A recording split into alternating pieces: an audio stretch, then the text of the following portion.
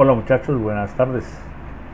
En esta ocasión traemos un video con el tema de pruebas de software, que continúa el tema que veníamos tratando en nuestro curso de taller de software. Vamos a abordar entonces el enfoque número 2, correspondiente a la forma o a las distintas metodologías que existen para hacer pruebas al software.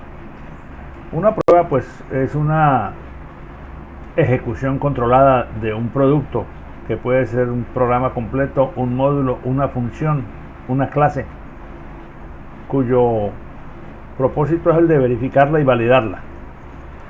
Hay distintas clases de pruebas. Hay pruebas que están orientadas a la detección de defectos, hay pruebas que están orientadas a la verificación de que el objeto que se está probando funcione, produzca el resultado exacto. Y hay, en fin, un universo bastante grande de modalidades y estrategias para probar un software desde distintos puntos de vista.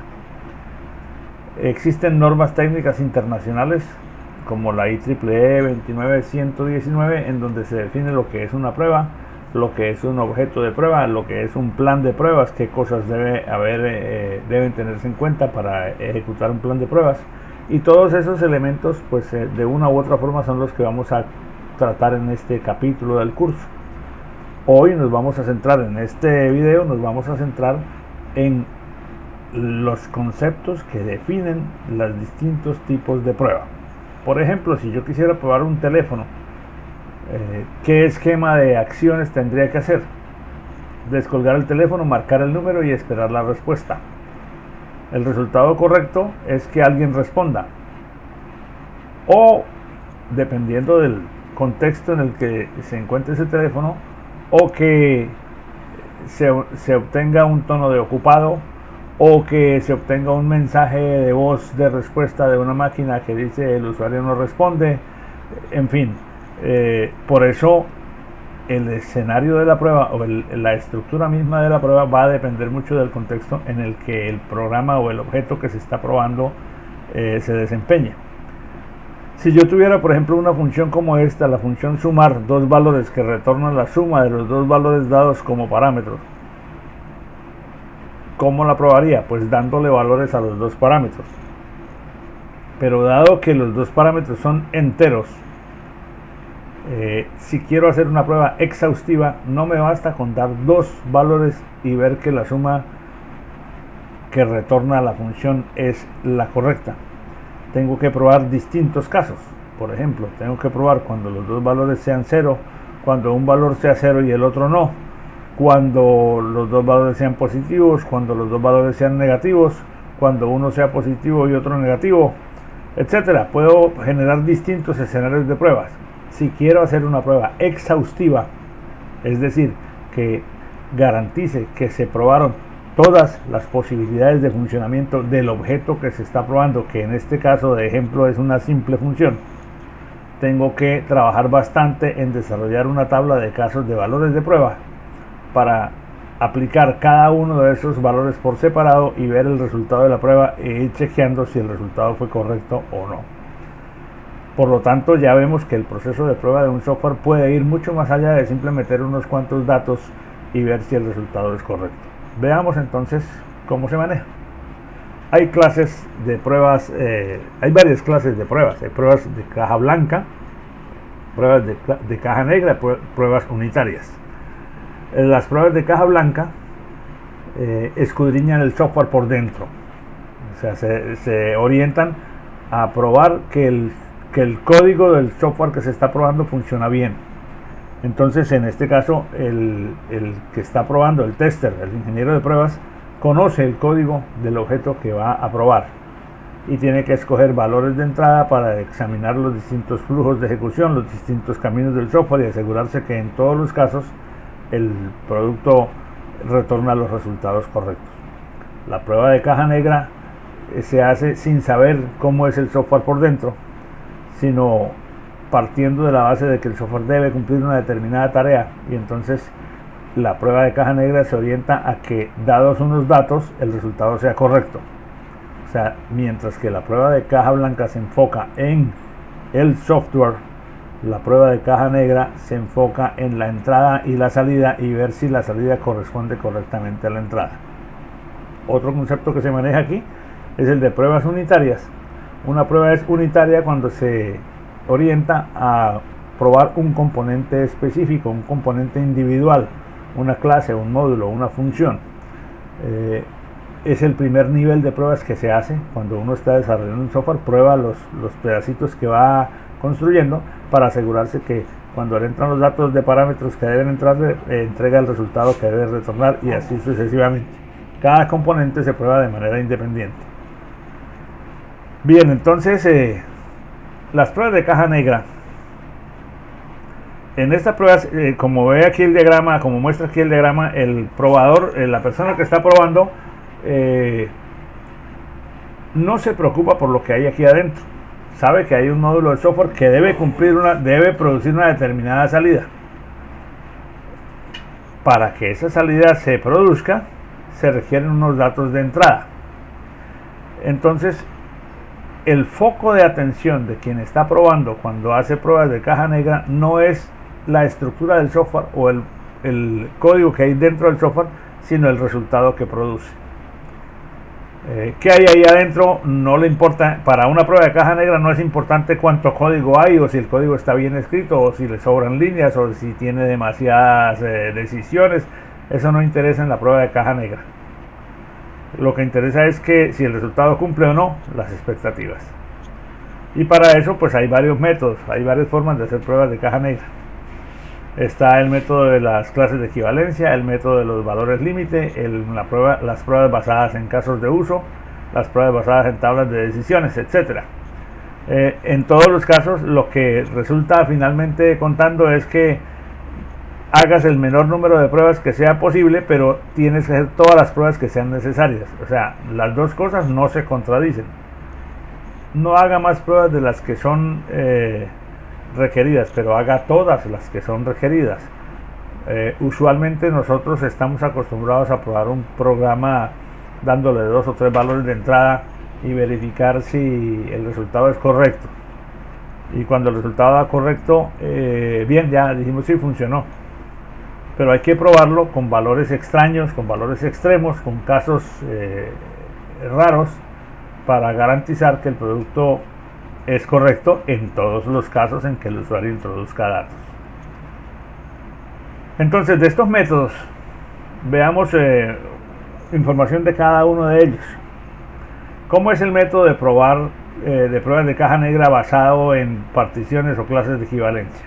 Básicamente lo que consiste es que si uno tiene unos datos de entrada que administrar, divida esos datos en grupos, de tal manera que de cada grupo pueda sacar un dato, y si pruebo esos 4 o 5 datos, ya sé que funcionan en todos los casos, pero tengo que saber cuáles son los grupos que tengo que probar. Entonces lo primero es identificar esos grupos, que técnicamente se llaman clases de equivalencias. De cada clase de equivalencia se saca un caso de prueba, o el menor número de casos de prueba posibles. Un representante único, dice la teoría, es preferiblemente. Y a partir de ahí definir los casos de prueba para que con base en ellos se pueda asegurar con certeza que se probaron todas las posibilidades. Por ejemplo, si un programa quisiera o necesitara leer un valor entero comprendido entre 0 y 100, entonces uno dice, bueno, el dato de entrada es un entero. ¿Cómo hago para probar que el programa se comporta bien en todos los casos? Tengo que suponer que el usuario que va a utilizar ese programa no necesariamente se comporta de forma correcta. Entonces digo, bueno, vamos a probar las distintas situaciones que podrían darse. Podría darse, por ejemplo, que el usuario dé un dato correcto entre 0 y 100. Esa, digamos, sería la primera prueba, probar valores entre 0 y 100. Tiene que funcionar correctamente para esos valores porque se supone que ese valor es correcto. Pero pruebe también con valores por encima de 100. Esa sería una segunda clase de equivalencia, los valores por encima de 100.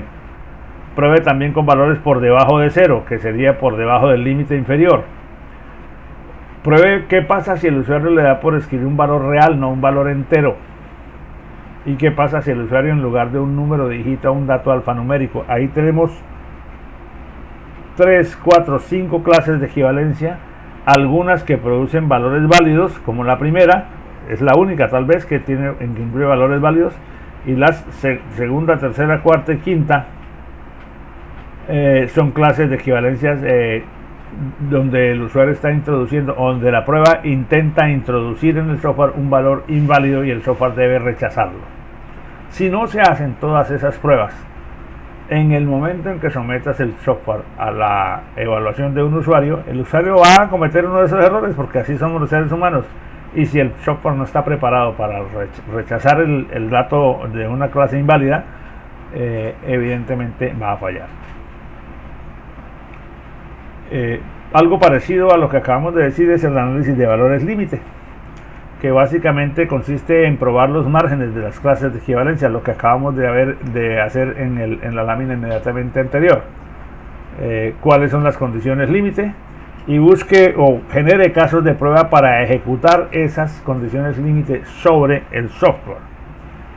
Por ejemplo, si estuviéramos trabajando sobre la construcción de un compilador, y en ese compilador se tiene una regla que dice, bueno, una variable no puede tener más allá de 15 caracteres ni menos de 5. Entonces los valores límite sería el análisis de valores límite nos orienta o nos induce a hacer pruebas primero con un identificador de 15 caracteres, con uno de 5, con uno de 16, con uno de 4. Con esas 4 pruebas, que son los valores límite, los extremos válidos, y uno más por encima del extremo superior y uno menos por debajo del extremo inferior, serían 4 casos de prueba con los que de manera suficiente se hace la prueba general de esa característica. Otro enfoque es el de hacer la prueba con base en los casos de uso, que son las interacciones que tiene un usuario con el sistema de información. Para eso, pues obviamente uno tiene que tener claramente identificados cuáles son esos casos de uso. Por ejemplo, en un sistema de una empresa, el encargado de las compras puede generar compras, la secretaria puede registrar pacientes, el administrador puede hacer facturación, qué sé yo. Entonces, cada caso de uso, o sea, cada relación o cada transacción que un usuario humano puede hacer con el sistema, está caracterizado por unas etapas, por unos pasos, por unas acciones que el usuario tiene que hacer y el sistema a las que el sistema tiene que dar respuesta. Entonces, con este enfoque de pruebas basadas en casos de uso, el tester tiene que diseñar cuál sería el esquema y los datos particulares para cada caso de uso y aplicarlos al sistema para determinar si el sistema se comporta o no en la forma correcta. Esto tiene la ventaja de que si se hacen muy bien, las pruebas basadas en casos de uso sirven como pruebas de aceptación por parte del cliente. Tiene la ventaja de que como el cliente normalmente participa en el diseño de los casos de prueba, genera una mayor receptividad en el equipo de personas del cliente cuando el software se entrega, porque ya ellos han hecho previamente las pruebas que les generan la confianza necesaria. Sin embargo, tiene la desventaja de que solamente se prueban los casos de prueba, y es posible que con un tiempo corto de uso del software aparezcan casos de prueba nuevos o variantes a los casos de prueba iniciales que no se probaron inicialmente.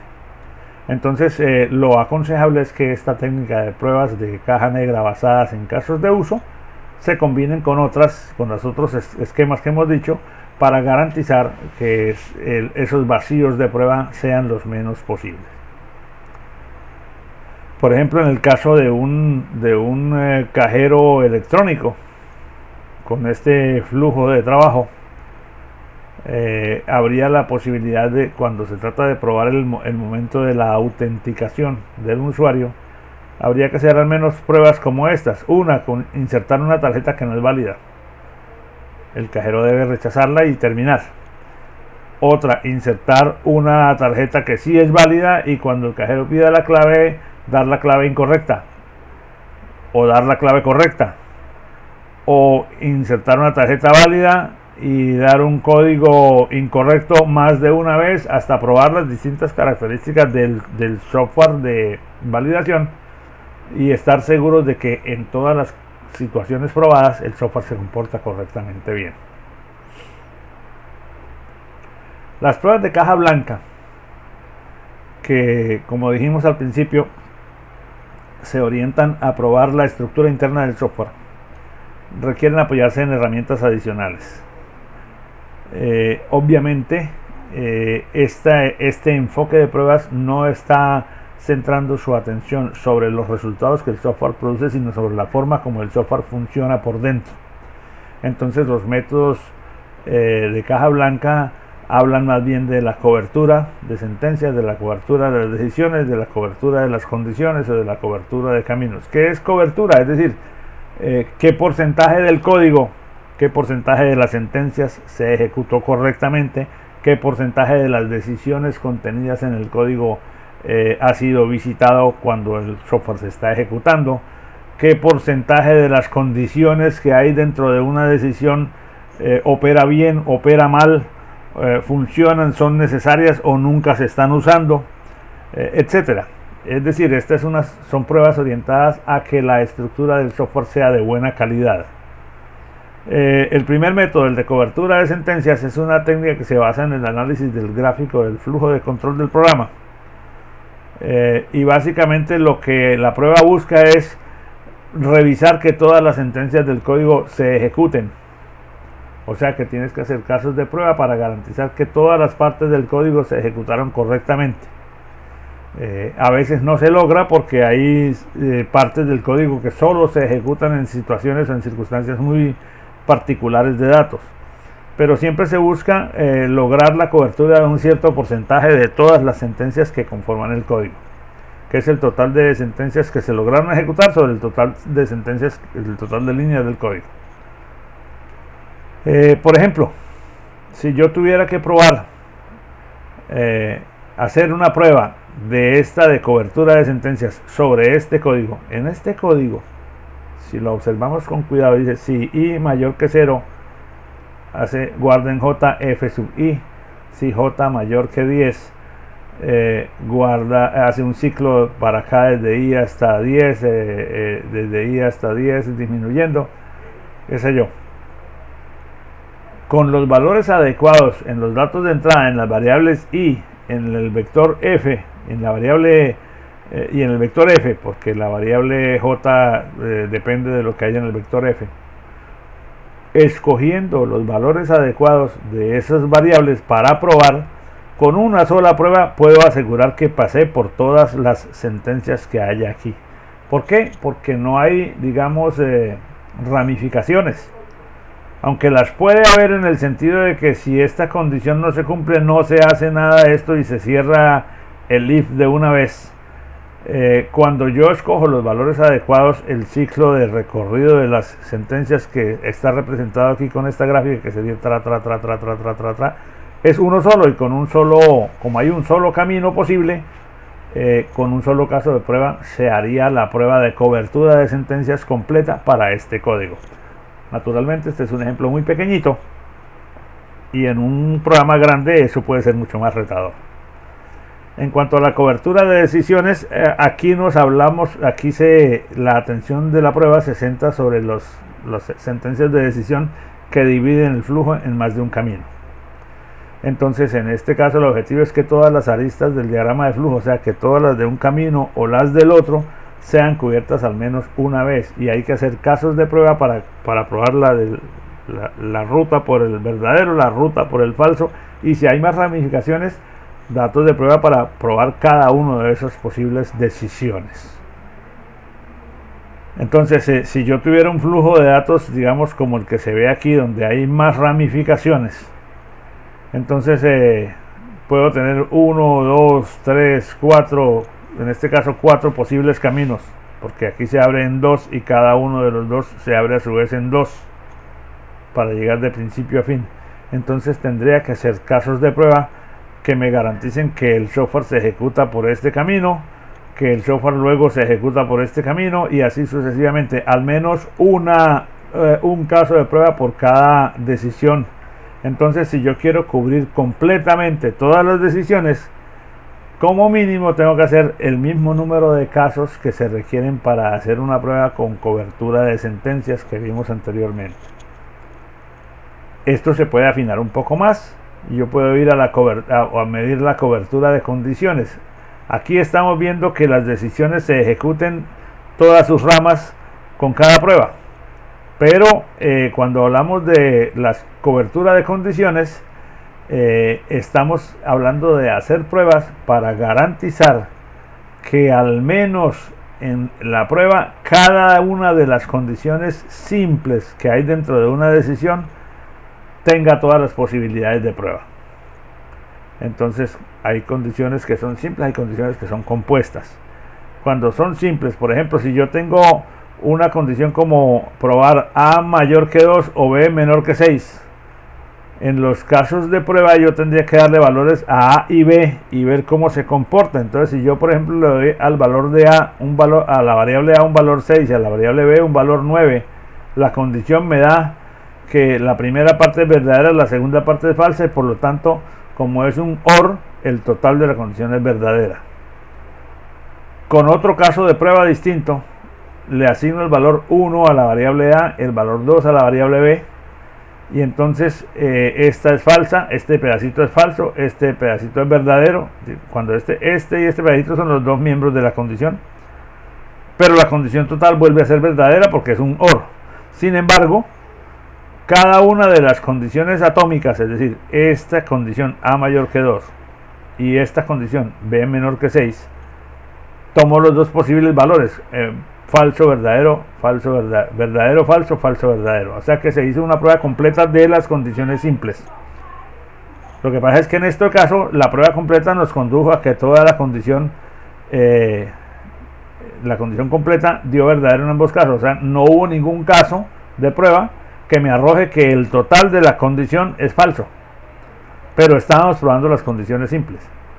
Si quiero probar las condiciones múltiples, es decir, probar no solo las condiciones atómicas, sino la totalidad de la condición, entonces tengo que generar parejas de datos de prueba para A y B que me evalúen cada una de esas subcondiciones como falsa o verdadera, pero que además me permitan producir en el resultado total el valor verdadero o el valor falso. Solo así tendré el número de casos suficiente para decir que he logrado una cobertura completa de la condición múltiple en todas sus posibilidades.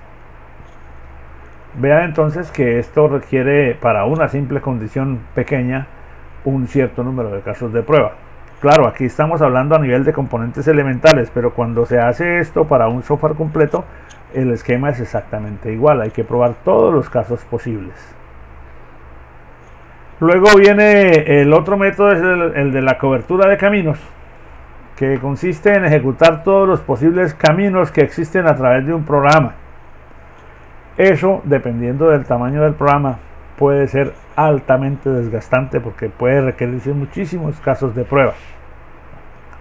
Ya sabemos que un camino es la secuencia de instrucciones que va desde un principio hasta un final y que tiene, digamos, ramificaciones dependiendo de las condiciones que se dan en el camino y de los valores que tengan los datos en el momento en que se ejecuta el camino. Entonces, bajo este criterio, bajo este método, el objetivo es alcanzar un porcentaje de cobertura de caminos razonablemente alto. Por ejemplo, si yo tengo este flujo, vengo por un solo camino que aquí se divide en dos. Entonces cada uno de estos dos tiene a su vez, si en la primera bifurcación me vine por este camino, voy a llegar a otra que me verifica que se me divide también en dos, y así sucesivamente. Entonces, ¿cuántos caminos hay? Bueno, en este caso, si yo miro con cuidado, hay al menos uno, dos. Este tiene aquí dos. En la primera ramificación aquí abre dos posibilidades. Esta también abre dos posibilidades. Al menos cuatro. Dependiendo de dependiendo de lo que haya en estas sentencias, si esto es una sentencia o un bloque de sentencias, si esto es una sentencia o un bloque o está vacío, entonces simplemente de aquí saltaríamos acá, y la forma, digamos, la determinación completa de los caminos específicos de cada software varía.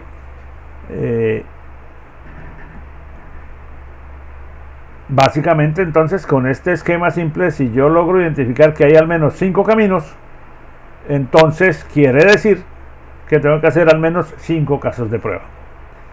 Repito, esta metodología para programas o para productos de software de cierto tamaño puede ser exhaustivamente desgastante. Es decir, puede implicar una cantidad de trabajo significativamente alta. Si se logran cubrir el 100% de los caminos, podemos decir que hemos hecho una prueba completa, absoluta de todo el software, y esa sería, digamos, la situación ideal. Pero no, el objetivo no siempre es ese. Bien, entonces con este material terminamos de definir lo que son pruebas de caja blanca y pruebas de caja negra, que son como dos conceptos generales sobre los distintos estilos de prueba que es posible encontrar. En el siguiente video entonces vamos a ver cómo estos conceptos se insertan o se deben prever dentro del proceso de desarrollo del software, casi desde el proceso de planificación del software, para que cuando el software vaya quedando listo para ser revisado, se puedan implementar los distintos tipos de prueba, que van desde la prueba unitaria, cuando el programador prueba su función o su procedimiento o su módulo pequeño para estar seguro de que quedó bien y se lo entrega a quien lo tiene que articular con otros, hasta la prueba final, que es la que se le hace frente al usuario, que es la prueba de aceptación, en donde el usuario, al hacer la prueba, queda satisfecho o rechaza el producto. Eso lo vamos a ver entonces en el video siguiente, en el siguiente tema.